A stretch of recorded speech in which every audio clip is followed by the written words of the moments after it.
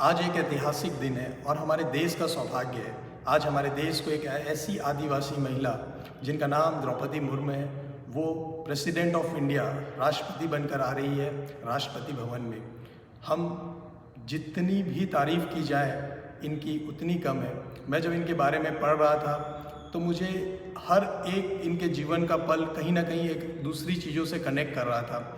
इनका नाम, सबसे पहले मैं इनका नाम जब पढ़ रहा था तो द्रौपदी मुर्मू, तो ये द्रौपदी मुझे महाभारत की ओर लेके गई। द्रौपदी को हम सभी पढ़े हैं, जानते हैं कि एक समय ऐसा आया महाभारत में जब उनके अपने भी साथ नहीं दिए, तब उनका साथ श्री कृष्ण ने दिया। और आज ये द्रौपदी के जीवन में भी एक समय ऐसा आया जब विगत 5 वर्षों के अंदर इनका जीवन पूरा की पूरा परिवर्तन हो गया। यह दुख और साथ तनाव में चली गई, तब कोई सहारा नहीं था, तब इन्हें उस समय भी भगवान ने सहारा दिया। इनके जीवन में बहुत सारी बातें हमें सीखने की है।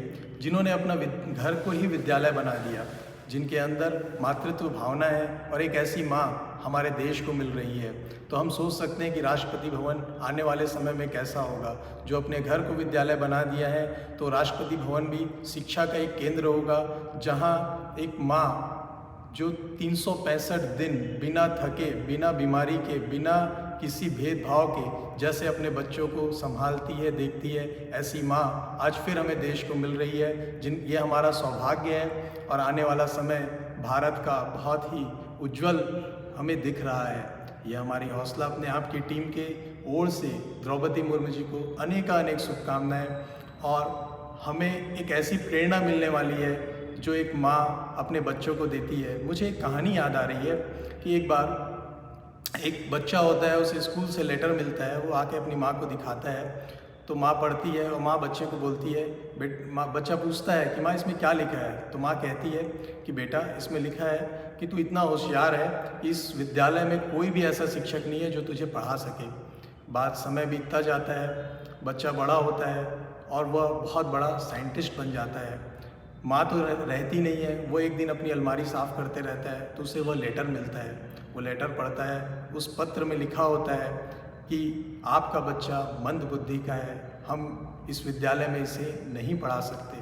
वो पल जब वो बच्चा सोचता है कि इस लेटर में ये लिखा हुआ था, लेकिन मेरी माँ ने मुझे क्या कहा, तो उसकी आंखों से अनवरत आंसू बहने लगते हैं। एक माँ की ही शक्ति थी। अगर वह उस समय अपने बच्चे को एक नई दिशा नहीं देती, अगर वो बात नहीं बोलती, तो आज वो बच्चा इतना बड़ा साइंटिस्ट नहीं बन पाता। तो एक ऐसी माँ जो एक शिक्षक होती है हर बच्चे के लिए, तो उस माँ का सौभाग्य हमको मिलने वाला है। तो मैं आज इस ऐतिहासिक दिन में 25 जुलाई 2022 द्रौपदी मुर्मू जी को अनेक शुभकामनाएं देता हूँ, और हम सभी को उनका आशीर्वाद, उनकी प्रेरणा, उनके जीवन से सीखने को बहुत कुछ मिलेगा। आप भी उनके बारे में पढ़िए, ऐसी प्रेरक कहानियाँ उनके जीवन से जुड़ी हुई है।